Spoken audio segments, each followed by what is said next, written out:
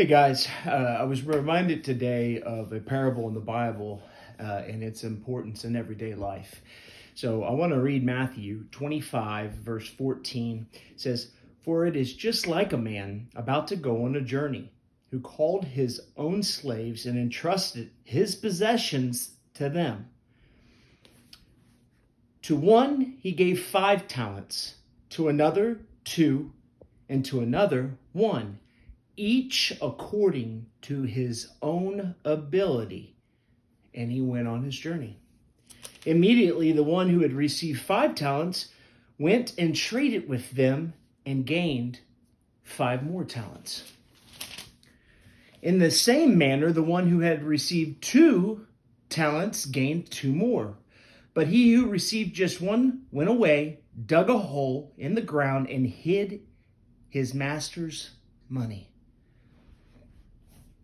Now, after a long time, the master of those slaves came and settled accounts with them.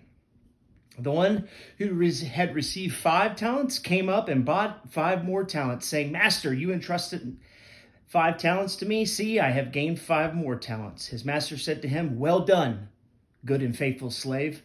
You were faithful with a few things. I will put you in charge of many things. Enter into the joy of your master.' Also, the one who had received 2 talents came up and said, 'Master, you entrusted 2 talents to me.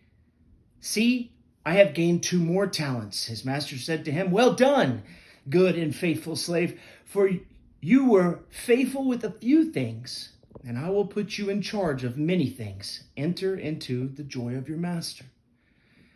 And the one who had received the 1 talent came up and said, 'Master, I knew you would be a hard man.'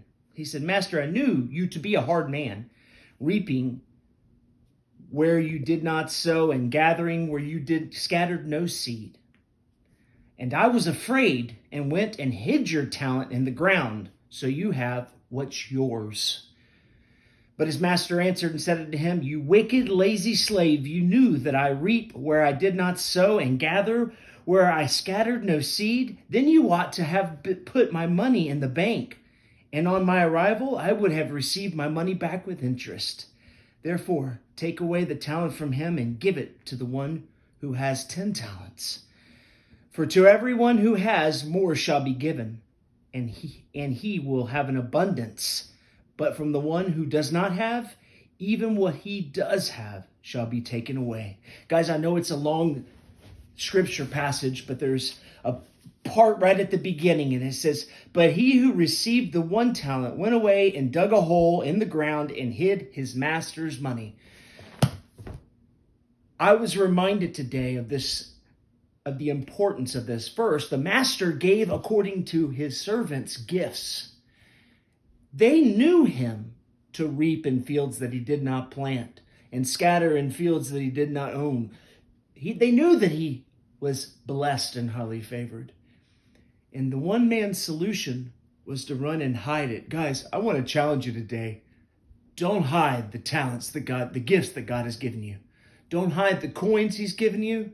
Don't hide anything that he has given you. If he has given it to you, he has given you the ability to go out and invest it into others. So I know this took a while today, and I just want you to know that you are important. Every gift that you have is important. What God has given you is important. And if you will take it and you will put it into the right place, you will receive more. Remember, you're God's favorite.